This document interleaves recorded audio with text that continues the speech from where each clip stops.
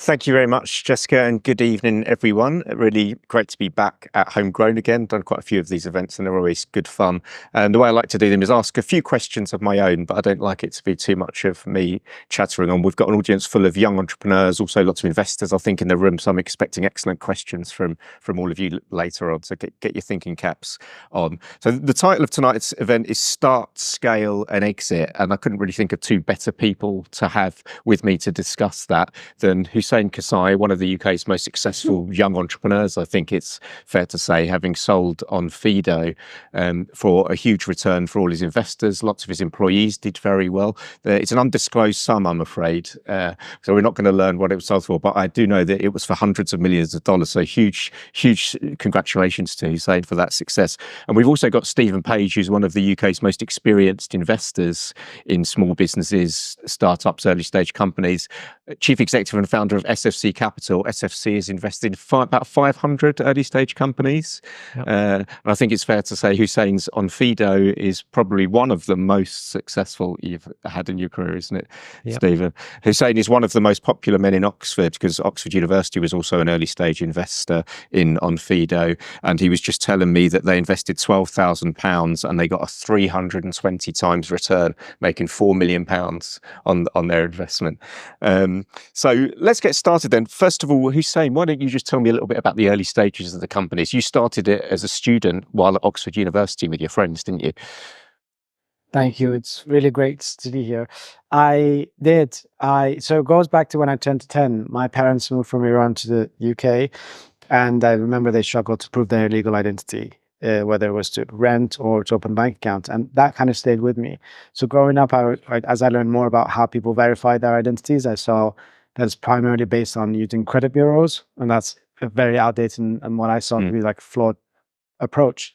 So during university, with two friends, we started Onfido, and evenings, weekends built away. And after I graduated, it was July of 20. So registered, started in 2010, but then I graduated in the summer of 2012. Tried to raise some money in Oxford and really struggled, but then came over to London. Was lucky at the time. You were just starting your, well, SEIS, but the Senior Enterprise Financing Scheme was a new government initiative, and that was his first year. So we met, and Stephen was good enough to say, "This is an awful pitch, but I can see what you're saying," and he helped me and he coached me. We improved the slides. He really got the essence of the why out. Yeah. And then after some support, we came and pitched. As Jessica mentioned, the sister organization here, Home House, and we're able to get our sort of funding and get off the ground. Obviously, in your journey, you've got a hell of a lot right, but I like what you said that, and I think that will be interesting to some of the people in the room, that when you initially did your pitch, there was lots wrong about it. Stephen, we're going to talk to you about what you're saying got right, but what was wrong? Can you recall what you didn't like about that pitch initially? Well, it was ugly. So it has to look attractive in the first place. I think it was certainly the first version was pretty boring, boring, ugly, not really getting the essence out. The name of the company was terrible then as well. It was called Verify Recruits. So, I mean, what a name. I mean, it really wasn't exciting. So, you have to make sure that it stands out off the page. And to be honest, from my viewpoint, I was not an expert actually, because I'd been an entrepreneur all my life, and I was only just starting in the investment world. And as James said, we've done 500 investments, but this was pretty much the first. And it's not a bad kickoff, is it, to have this as the first investment? To be honest, we've not beaten it since, so we're looking to try and beat it. But it was absolutely, spot on to get that one first. And you just have to work at the pitch and make it look good. Think that it is basically an idiot that's reading it. You don't. People who read your pitches don't know anything about you. So why would they be looking at it in the same way as you do? You've got to appeal to the man on the street almost, particularly in those days, because in those days, 11 years ago, everything was different to today. As James said, no one was pitching in those days. There were a few pitching events in London, maybe 2, 3. And that's why we started the pitching event at Home House. We call it Crocodile Lair. We're still doing it. And in May of 2013, we put on our first event, and Onfido, or Verify Recruits as it was called, was one of those that pitched there. And then we got some interest. And just to elaborate on that interest, which is quite interesting, one investor in particular, who's not in the room, I don't think, because he's still crying, but he looked at the investment and wanted to invest, goes away, spends 2 months working with Hussayn and me at the point of investing. And he comes into the office one day and says, "I've changed my mind." And he was going to do 100,000. I'm pretty sure of it. 100,000 at a 600K pre-money, or was it 500K? That's the one that got away, isn't it? It's the one that got away, because that 100K was going to be worth a lot of money. But he had spoken to his friend in the pub last night, he said, and his friend said, "You don't want to get into that business. That's checking up on people. That's, like the guy who WikiLeaks and all that sort of thing. Really don't advise you to get in that. That's not nice stuff." So I remember him saying to me, "I've changed my mind." I said, "Because your friend told you?" "Yes."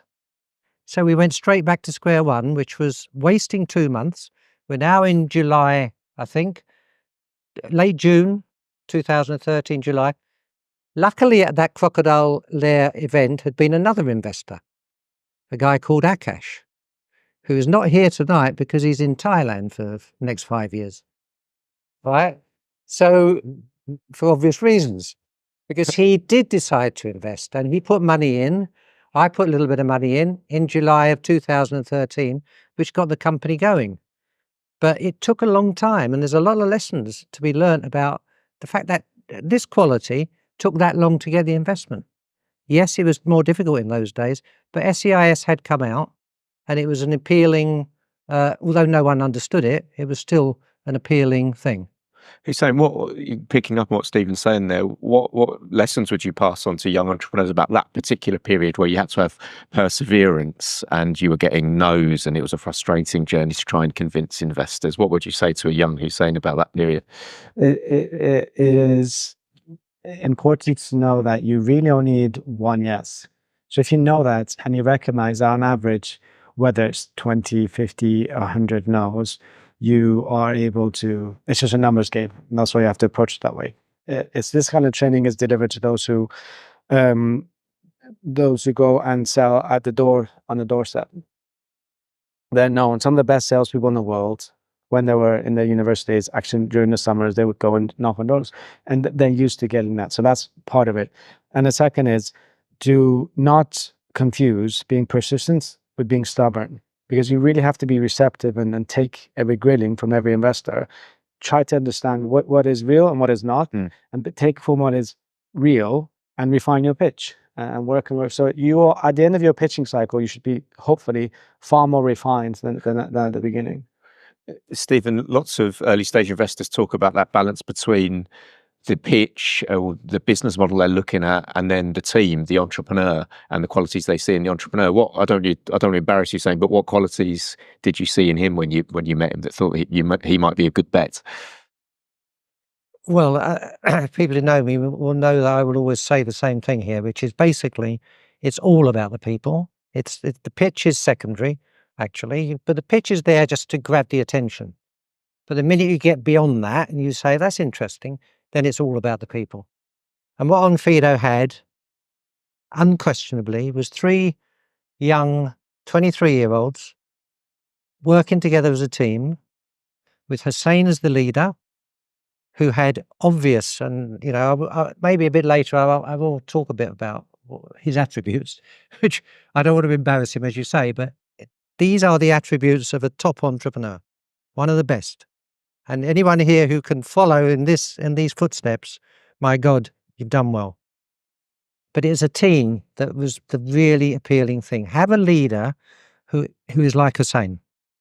He had in support of him 2 people who were totally complementary, that he'd known a few years. They'd all been in some way to Oxford. I know they weren't all in the same cohort or whatever, but they were from the Oxford world, and they had complementary skills. because the other two, one was a techie and one was more of an operationals guy. When we look at companies, we do psychometric testing, for example, on the founders. What you're looking for is a balance of that testing. And if we did it now on Onfido, we would see a fantastic balance with Hussayn outstanding on, I don't know if anyone knows the DISC system, DISC. Any of our startups here have done this, but we, people are D and I is what you look for in a CEO. Very, not dominant, that's not the right word, driving, very determined, very disciplined. But I is the big one as well. Influential, salesy, can persuade people. The other two guys, I wouldn't say were overly endowed with those two strengths. They were very much a little bit of I, but S and C, stability and compliance. And the techies, you certainly don't want to be D and I. You want them to be S and C. And the operations guy, who is excellent as well, was very much a mix, I would say, of S and C with a bit of I.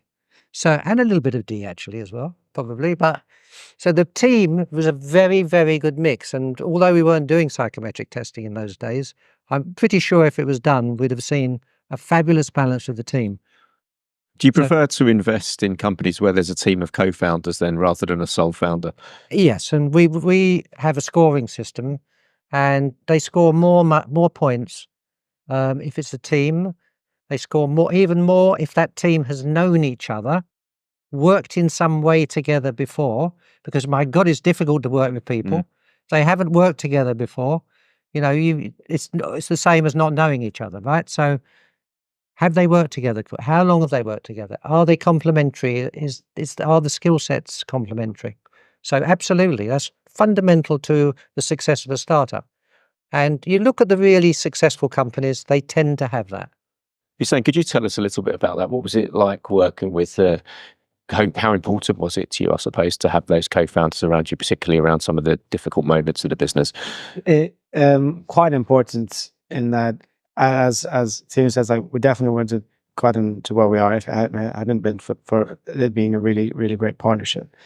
But even since then, whenever you look at hiring team members, I think one thing that is sometimes overlooked is how important the team was at Onfido.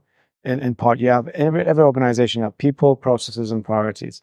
You've got explicit priorities like your strategy, your goals, and got implicit ones, which is essentially your culture, the norms and habits by which you sort of make decisions. And I'd say the three of us, we worked really hard on the company culture. And that ensured that not just for the first 10 people, but 20, 200, and then 500, we hired those who were enthusiastic about learning, improving, and being real doers. And then they each, for the most part, the vast majority became co-founders in their own rights. So a lot of, I think, the early days, what I have seen startups do well, and maybe those who haven't, is how they think about bringing people on in the early days and essentially helping them flourish. Can you give us some tips for how to get that right? Yes. So it's the first thing is actually to look beyond the surface level grades. Most would suspect if you've got someone Harvard 10 A's and someone who's like has 10 C's or whatever it is, that this is a clear choice. And it absolutely is not.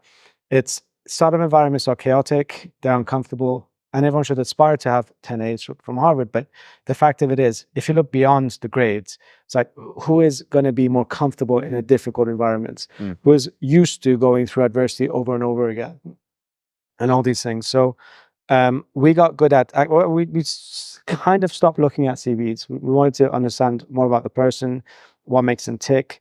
And we had our cultural values that we sort of had everyone having to pass those in order to join. So we have a competency framework. If this person comes, can they sell? If they're a programmer, can they code? And that's all a given. But also on our cultural values, are they a good team player? Are they the type to put the company first? Do they have essentially, are they humble? Are they hungry? All the things that one would want. And we made it clear on how important that was. And you can't just write that on a wall. You have to actually live it. And we said, the more senior you become, the harder you need to work. And we had all these things going. that I think really helped us put together a truly world-class team. And that's what helped us sort of become the category leader in the market. And on that, sorry, Stephen, So I just want to pick up on one word that Hussayn used there, which is humble or humility, because Hussayn is extremely humble, is filled with humility. He, in those early days in particular, he would surround himself with people who could give some advice here, give some advice there. I remember a board meeting in Paddington where the office was about 2 by 2, but had about 15 people at the board meeting, 15 people in the room. All these people that had been invited by Hussayn because they got a little bit to offer here, a little bit to offer there. And these people wanted to give that. They didn't want anything in return necessarily at all, I don't think. But they wanted to help because Hussayn comes across as a person who absolutely you want to work with and want to talk with, and that's humility. Listen and learn, and don't be arrogant, and don't go out there thinking you know the world, because no one does. Learn, listen, and that's one of the great strengths of Hussayn. The sale of Onfido made, am I right in saying, about a dozen of your staff millionaires? Can you talk to me about the sort of offering equity to staff element of this? How important was that? How did you manage that process? Was that very motivating for them? Well, it's more philosophy in that you're going to come, if we're lucky enough for you to sort of pick us in this competitive world as a company, and you are about to do your life's best work, and you're going to learn more than you've ever done, and you're going to work harder than you've ever done. And that if you're looking at us versus other employers and they're only offering you a salary, well, we're sorry to tell you, you're being exploited. You ought to have equity in the company because your time is worth a lot more than the salary you're going to get paid. It just so happens that we are cash strapped and we can't pay you as much as the others can. But do not fear, because we've got share options. And this is the whole point of startup. You're taking a risk in return for equity, and every single team member is sort of an equity owner. And so at the end of that process, a fifth of the company was owned by the team outside the co-founders. And the fifth is quite high. I think at best it's normally about 8% of the company. So 20% is it, but that's how you get Amazon executives, Google executives, Meta's executives. Like we really would say it was a world-class team because we rewarded that appropriately, as we should. And it's by far sort of the best thing to do. What isn't always good is if you have share options given out and they're excessive, they're in disproportion to the other team members and so on. But that's what you have vesting schedules for. But everyone it was very clear. If you worked hard, you would be looked after at a company at any level, in any sort of team. And if you didn't, everyone's an equity owner. They would help develop you and work their best. And if not, you'd either be redeployed to another team or you'd be helped to find another job. So it was clear that we're here to win, and we need a world-class team in order to win. And essentially, just like in a competitive basketball match, if you're not a fit, you kind of stand out. Stephen, that's really interesting stuff from Husayn there on company culture. From your perspective, what did these guys get right about company culture that entrepreneurs in the room could learn from? Well, a lot of what he just said there, which is, what you have to be liked. And I think the senior team and Hussayn were liked very much by the people that they employed. And if you don't like them, you shouldn't work there. It is, after all, the majority of the time is spent working in a job, in an environment. And if you don't like what you're doing, and if you don't like the people, you shouldn't be there, particularly in a startup, because as Hussayn said, the salary levels are below what you could go and get in a corporate or whatever. So you have to be it's a team approach, enjoyment, all in this together. I was at the event that Hussayn held a couple of weeks ago, which was a celebration of the exit, and there were 250 people there in the audience. The bulk of those were all the early employees from the first 5, 6, 7 years. Maybe not the latest ones, because the culture had changed, actually. I think after Hussayn and the others at Ayman had left, which was 2.5 years ago, the culture probably has changed. And it's no longer that all in this together, we're all, over the top together, we're going to win this. creating that culture is what you need to do in a startup, because that's exactly what it is. We are all in this together. We're going to make this successful. And particularly if you've got a leader who's so determined to make it successful, but is also a decent person. So never treat your employees badly, because they won't hang around, and they certainly won't form a team with you. So that's I think the number one again, you know. Yeah, good advice. I'm going to bring you guys in for questions in not maybe 5 minutes or so. So please do start thinking about what you'd like to ask Stephen and Hussayn. I want to take us back to the early days quickly, though. First, am I right in saying that there was a moment where you thought the business wasn't working and you had to, you know, in the jargon, pivot into a different business model? Yeah, there were multiple times where, you know, getting close to needing funding and the funding environment not being good, or like a key customer saying that they're unhappy considering going elsewhere.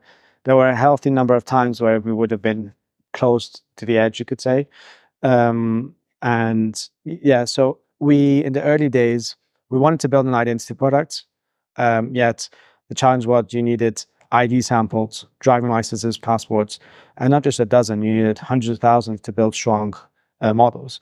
And we looked around, family and others, asking people for IDs. And beyond our parents and maybe some close siblings, they would be like, no, I'm not going to give you a copy of my passport. Get lost before we tell the police. And so that was tricky. We then started to sell database searches. And one of the database searches, your standard criminal check, takes 24 hours to return. And that meant we had 24 hours to check the IDs, because it wouldn't matter if we didn't do it within 24 hours. The clients only needed it after 24 hours. And that meant we could manually do these checks and start building our pipeline of IDs. And that's what we did. So we slowly built up our collection data set, built models around it, and then started automating those. And then we're able to offer a 4-hour turnaround time, and then a 1-hour turnaround time, and a 3-minute one, and a 1-minute one, and now it's sort of within seconds. But that is the challenge became in around 2014, 15. More than 90% of our revenue was from the databases, but less than 10% was on ID checks. But that was the future, and it was kind of persuading investors, we're going to sink our revenue, and we're just going to put all our lot into the identity world. And some of them didn't want us to do that, because they'd be like, you know, what do you 25-year-olds understand about business? And you're going to come and tell us you're going to cut your revenue. We kind of did it anyway, but that was a kind of a tricky, you know. What did you learn about sort of board management in that period? And did it give you any insight for your next business, which I'm sure we'll talk about shortly, about picking the right investors? If you get all 15 into a room, no one understands what's happening. And everyone leaves quite happy, because everyone had the chance to say, but it was at one of those meetings where we also said, not only do we want to sink our, I would say, in all fairness, Stephen was the only practitioner entrepreneur. He was a director, so it'd be always easy to get approval. But most of the others were angel investors who weren't founders, still from the corporate world, and they'd come. So naturally, when we talk about, okay, we want to expand into the US, and one said, look, the rule of thumb is 20 million pounds in your home market, and then you go to the second country. And at that point, our revenue was 20,000 pounds. So that was the advice. And the unfortunate thing is, fortunate or unfortunate, the investors invest, and they really need to just trust the company and its strategy. And so we had to, but at first it was like crystal clear. The identity company is the one we need to build, even if that means for 1 or 2 years revenue is going down. And the second thing is that we have to win the US market. It doesn't matter if we don't have funding. I just got my backpack and I moved to the US to make it work. Because there's just no two ways about it. Yeah, 20 million of revenue would have been good, but 20,000 is what it is. And those are the kinds of things that worked out. And I think we're somewhat lucky in that our investors, for the most part, completely trust us, especially Stephen, so that they would kind of trust in this is going to be 3 years before we can see the results. And that really helps. When did you know it was going to work? Because I mean, you ended up with customers, including Revolut, you know, giant businesses. When did you get the feeling, okay, look, I've done the right thing, we're on the right track? There was a few points. 2016 and 17 was one. We saw the early on-demand trust marketplace wave, And that was sort of a decent bump, but then it crashed. The on-demand cleaning, nannies, tutors, doctors, except for delivery businesses, Deliveroo, which was one of our largest customers at the time, and then Uber. So those two in the trust marketplace things worked. But a year before everyone else could see is the taxi business and the delivery business are going to work, we were telling everyone this is what we think, and that helped. A year later, it was in the fintech wave. You had your Revolut, you had Monzos, and neobanking, and a range of different fintechs. We felt early this is sort of going to be the next thing, and we put every energy, every resource, everything we had. So forget the banks. They're going to talk to us, but they're never going to sign with us. Let's just focus on impressing these neobanks. The bet is they're going to be seen as number one, and the banks will eventually follow. And that wasn't that was going against what the mainstream thought in 2015. In 2015, the mainstream banks said these neobanks are glorified gift cards. No one's going to trust them because there's no brick and mortar sort of place to go and shout at the bank manager, not recognizing that these banks were building for the millennial generation, not for the millennials' parents. Well, we could see that because we saw the numbers. We were sort of kind of mostly a millennial-based team. And so we anchored really closely to that. So 2016 or so, we knew that we were really well positioned to do well in the years to come. But it was only really 2017 when the revenues matched what our hopes were. It was about 2017 when we kind of felt, we were now winning a shot of winning the market. I'm hearing a lot of willingness to sort of not listen to people who tell you you're wrong and have faith in your own conviction. You're only going to be a good company if you're a really good listener. And this is sort of Amazon champions this, and Apple, all the best companies, a key value is around listen to customer. But they say listen to your customer, not your angel investor who comes 4 times a year to a board meeting. Who is on the ground and who is on the customer calls. So I'd say we were and we didn't care about competitors, and I would say we really nailed building to what the customers want. And so 6-7 years later, some of our biggest customers then are still our biggest customers now, and essentially the majority of the fintech ecosystem are, as well as all the mainstream banks. So that came from listening. Fantastic. I'm going to open it up to the floor now for questions. Who's going to be the brave person who goes first? Oh, we've got lots of questions. Can you please say who you are? Tell us a little bit about you, and if you've got a company, what your company does, and then tell us your question. I wanted to ask, you mentioned that you told your team members you're never going to work harder. How did you balance that in this new culture of flexible working? Yeah, there's no necessarily work, be it flexible or otherwise. It's all about an agreed set of expectations. So for the first 20 to 50 people, I've got a new startup now with 15 people. If someone applies and they want to do 3 days a week, their response is, we're not at the stage where we can handle someone doing part-time. When we're 20, 30, 40 people, we will easily be able to do that, but not now. And at Onfido, after about 200 people, whoever wants to do 4 days instead of 5, obviously they'd get a pay cut, but we were very amenable and able to offer flexible working. So as long as the expectation is the same, then you're kind of fine. I think there is what you see on TikTok, people pretending that work is about going in, having coffee, typing a few emails, going to the gym and going home. Most startups that do well just don't work that. The average team member is actually far harder working relative to the competitors in that space. But that's very compatible to flexible working in the sense that if there's a 4-day or a 3-day or even a 2-day a week arrangements, the question becomes, both sides know that, so you might need 2 team members, or you might need to fill a role appropriately. There's no reason why you couldn't do well. Just in the front right here. Hi, good evening. My name is Andre Temple. I'm founder of AI company called Veteran. I've got 2 questions. The first question is, at the point you started your startup, what was the experience like building a team? Because I know that as a founder to another, one of the key things, especially when you're raising, is the quality of the team and the makeup. So I'd be interested to hear your insight in terms of how you build a team and how it works for you. And the second question is about the scale-up process. So I'm going through a process with my company, with our new executive team. I've been transferred from being a CEO to a chief innovation officer and basically find an experienced operator to kind of take the company to the next level. So I wanted to find out what was your experience in terms of when you were going for a scale up, did you go through any type of process of releasing certain, powers or certain areas of oversight that you've probably been hustling for a number of time? And that's companies where already got delegate and relinquish some of that control to kind of facilitate the scale up. Yeah, there is. I would just say one final thing on that's why the expectation matters when you're hiring. And if you're sort of open about the fact that we all work really hard and you're going to learn more and do more than you've ever done, you lead with that, as opposed to some startups go in and start talking about all the perks first. But you don't join a company for the perks. You join a company for the mission, and the perks are like a nice to have. So it's about expectations. Our early team was primarily sort of university students, and we were building while still at university.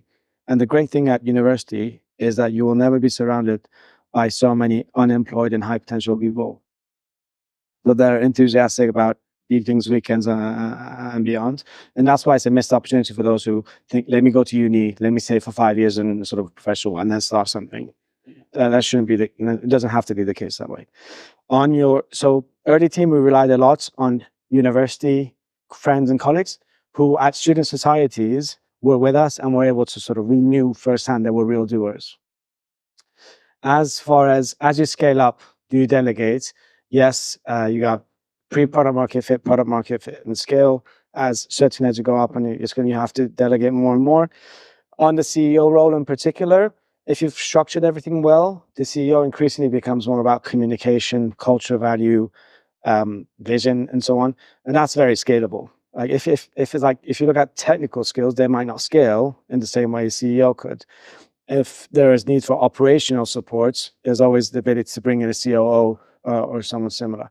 That's probably, upon reflection, one of the areas that I probably got a bit wrong. That at the end of 2020, it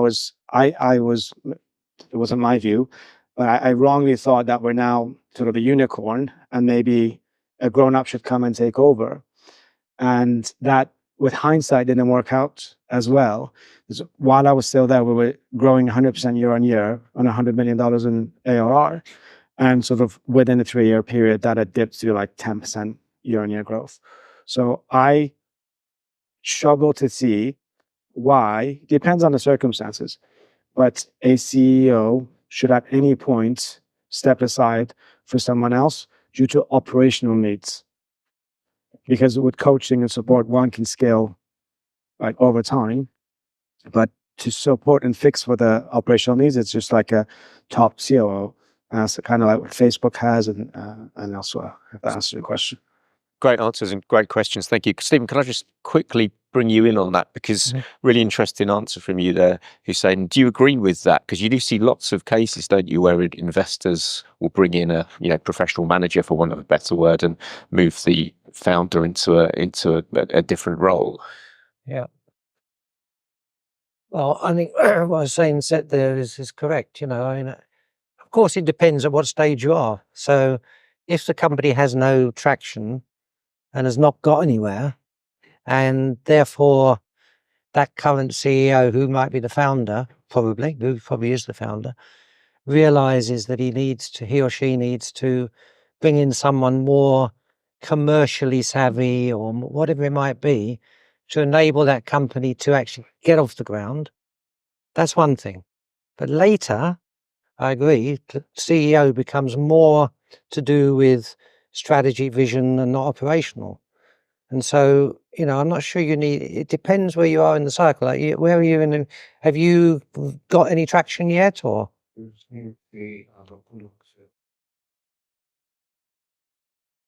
But you don't have revenue yet. Yeah. See, that's the issue probably. Is it the fact that you feel you need to bring in someone who's going to bring in revenue? It's more, of course, my skills. Sorry. There's a decision on the board to say that my skills more focused on bringing opportunities, doing more level of development, and most importantly, the construction. Yeah, and you agree with that? We need to be careful here, of course. I agree with it. I guess the key thing is that with the slight mention you mentioned in terms of the data driven and influence, I haven't found this that's very clear. I think what it is because we've had so much struggle raising and pretty much hustled to work it out 6 years later, and also just how full transparency the company went through liquidation in Phoenix. So I think what it is because we wanted to try and look at a way to structure the company to enter into a new, very exciting but very scary phase when there's changes are happening all of a sudden. And with me, because there's an experience to take through that scale stage, because what we've got, in my view, in my point is potential unicorn, is how we safeguard the growth of this company with the right leaders in the future. I think in the early days, the CEO is, for want of a better word, sales and marketing, normally sales and marketing, because they've got to bring in the business. They've got to be the person out there knocking on the doors and bringing in the business. And if it doesn't work, then you bring in a new one. Later on, it changes. Any more questions? Hi, Kevin Miller. I'm CFO of an IT consulting firm, but also frustrated entrepreneur. So I'm building a software product in the background, trying to work towards PC. So I've got two questions. One is a CFO and one is a candidate. So the CFO question is, what is revenue you have to do in order to focus on it? Was it just because you need to focus, so you need to drop the revenue in one area? And the other question is for both panels, which is, when is the right time to take a product you're developing to your first pitch? And whether you know now's the right time to bring in less here? You may start with that. Well, probably when you need the money is number one. So, you know, if you can't continue and you need funding, you're going to have to get out there, aren't you? But most investors want to see something that's an MVP. You know, we as investors, we don't need to see revenue necessarily at all, but we do need to see an MVP of some sort. But again, I come back to what I said earlier. Above all, we want to see a team and a committed group of people behind that MVP. So, you know, again, it's horses for courses. It depends where you are in your cycle. But the sooner you get out there, the better. You're not blowing anything by getting out there. You're learning. It's in the same way as when people go and start talking to dreaded, I hope they're not in the room, the dreaded VCs, because we're not a VC. The dreaded VCs who are investing, you know, in the millions. You can't. It doesn't matter if you go and spend time with them. You're learning. Just don't bank on getting anything from them, but go out and learn. You know. So I would get out there as soon as you can. Yeah. Oops. On the revenue, so about two products. We want to focus everything on the identity one. So we basically stopped. We carried on with the servicing existing customers, but we stopped selling our database products so that we could exclusively focus on the one product. Give me time for two more, Jessica. Thank you. Hello, my name is Alexandra. I run a brand and design studio. By the way, if anyone wants an MVP or a pitch deck, Don't pitch me, bro. Is mainly, how do you know when to trust your gut? Because there's lots of people around you when you're building something really special, and ultimately you know, but you've obviously got to listen to both your customers and your team. How would you know? That's you said two questions? No, I was just asking Jessica how many more we had time for. Yeah. So there is, yes. Not normally you have your instinct and you have the emotional side and you got the rational side. Now, I didn't appreciate the importance of instinct for quite a while until later stage, because there was a period in 2018-19 we had sort of senior executives come in, and I just felt that, okay, given their paycheck and then the years of experience, like I shouldn't even be involved with, give it mind space to this decision. Surely this falls squarely in their sort of remit and area. And after a while, that was like wrong to do. Not because their advice wasn't wonderful, but it's mostly a case of there is something that comes with being a founder and thinking of something for 10 years or more. And that means that builds towards instinct on something, so that if someone comes in, they could be incredible, but if they're only 1 year into something, they won't be able to have that 9 year of wisdom that connects the dots. So I would say I encourage founders to always be very open, very receptive, and that's your job, to hear as many different opinions as possible and try your utmost to get the different insights. But ultimately the buck stops with you and you make a decision. And there will be times where you need to say, is it appropriate for me to use my instinct versus not? And instinct is also in a negative, in the sense that it's right, this is wrong, we shouldn't do this. When I've not listened to that, I've regretted it later. So I'd say I actually give a lot greater weight to the importance of instinct. And then what that means is you can't justify it to the team. You can't say, hey guys, let's make this decision because of my instincts. And people are embarrassed of doing that at board meetings because you get sort of told to behave. It didn't happen to me, but I've heard it has happened elsewhere. But the point becomes, it's important. And that's why you need a trusted team. Say, okay, we understand there's no data points for this. We understand you can't do it, but we trust that there's an instinct behind it. And we're going to, even if we disagree, we're going to commit to it. And that's why you can have a Jeff Bezos who has, in the early days, he was doing things that everyone said, look, this is really bad to do. And you shouldn't do this. But he was like, hey, no, we're going to. And other sort of big, important founders and CEOs. So that's the answer to your question. When should you listen to your instinct? Always. But that doesn't mean you don't listen and get all the opinions in first. Hi, I'm Nicky Lopez. I'm a head of innovation and technology at Decision Lab, an AI company, consultancy, and I'm also starting my own startup very pre-seed. We just actually got a proof of concept working. My question really is, when you started, obviously back then AI, ML was just really starting, really kicked off at around 2015. So how far along in your proof of concept did you get before you thought, okay, this can work? And then also maybe Stephen, if you can answer, how were you convinced by that proof of concept given its early stages? When did you decide now we can start showing things? I'll do a quick answer on my bit. I wasn't convinced on their proof of concept in reality, but I was convinced. I keep coming back to the same thing. I was convinced on the team, and I knew that what I was seeing when, to be honest, that first when we invested, there wasn't even a platform. It was a manual system that they had implemented on doing background checks on people who are getting jobs. So I knew that wasn't really rocking my boat at all. But the team, I knew that they would change it, they would improve it, they would develop it. It might become completely different, as it eventually did. The exited Onfido is completely 100% different to what was invested in 11 years ago. So back to the same thing. It's to a question. It's now it's popular to say, hey, I'm going to build an AI company. Let me go find and see how I can apply it to different things. And that's not like, it's always about the problem that needs to be solved and what's the right approach to that. It just so happens that the problem we want to solve on identity verification, computer vision and machine learning was very well suited to that.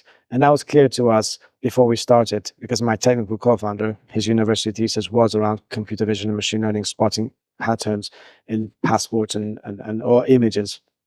So although that we knew that in theory, we knew it would take a few years to build models. Well, we were convinced that this is like the scientific approach, and his thesis showed that this would be the way to solve it. It's just so fortunate that I got to meet with him at university and meet him, because I was looking to solve this problem and he gave me like basically the path to making it happen. Then it became a question around how we're going to make it work. And I am a big believer like timing and luck. So if we were 2 years before that, or maybe 2 years after that, we wouldn't be where we are. And if we sort of were still at home playing SimCity or something, there'd be another company here. Whether it be here or in the US or somewhere else, would have solved that instant problem.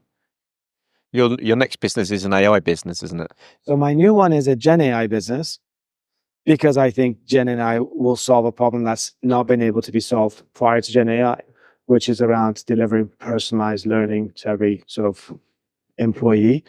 I think in the next year or two, we're all going to have like an AI coach next to us, and in our sort of daily work, in the flow of work, as and when we need help, it will be accessible and very easy for us to sort of tap into. that will give us guidance around exactly how we should improve our performance. And Gen AI can now solve that, and it couldn't previously. And it was a problem I was looking to solve back at Onfido. So it's why I'm kind of glad to be working on it. Any investors in the room, get on board now. We'll come back in 7 years' time when you've sold it for a few billion. Final question: are you guys sticking around for a little while after? Yeah. So I'm really sorry if your question doesn't get asked now, but do come and say hi to Stephen and so Jessica. Would you like to pick maybe the lady in the second row here has got a hand up? Hi. So it seems like you have an incredible. First of all, my name's Katrina. I'm the CEO of SFC Capital company on a mission to reduce premature death of the elderly. So one of the things that stands out about you is that you have incredible conviction, but also humility, which is a fine balance to have. So how does that translate in terms of how you selected investors? Because I know we speak a lot about investors choosing us, but also it sounds like you have the right investors. So how did you decide when to say, actually, I'm going to do what this investor wants, and actually this time I'm going to go with my conviction? Were there any scenarios where you had to make that choice, conviction or investor, and how did you go about choosing those investors? In the early days, we didn't have much choice. We were very, very lucky. And there's incredibly, like, as Stephen's told you, like there was no one to invest. So we had to make sure we did that well. And then that didn't come out right, did it? No. But we were.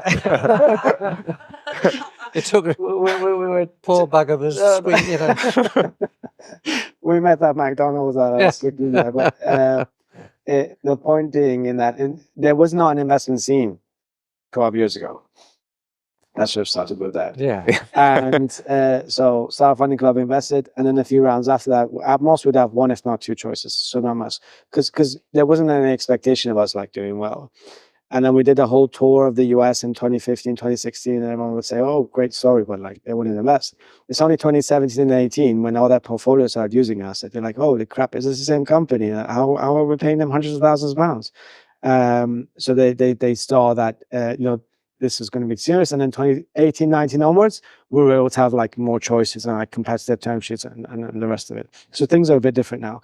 But for the most part, like it is safe to say, investors will spend half a day a year giving mind space to what you're doing for the most part. And even if they're in an industry doing what you're doing, they're probably at least 5, if not 10, if not 20 years outside of that industry.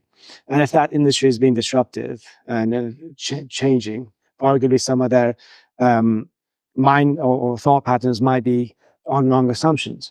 So I have found the less time you have with these investors, the better, save for a few very special ones. But I think Stephen knows exactly what I mean in the nicest way. I agree. Like the investor's job is to say, in the seed stage, it differs, but seed stage, this is a team and we can see there's a potential here. Let's support them and we just trust them that they'll flourish. And if they need help, they'll tap in and ask for it. That's kind of the right approach. So if I were to rank, what you really want is a investor who's really spending a lot of time with a company and a real potential game changer is like the best. The second to that is a completely disengaged investor that wouldn't be great at contributing, even if they had a lot to say. Far, far worse to all of that is a very engaged investor who really doesn't have great contributions to make. And so that's the way I would rank how I would prioritize one.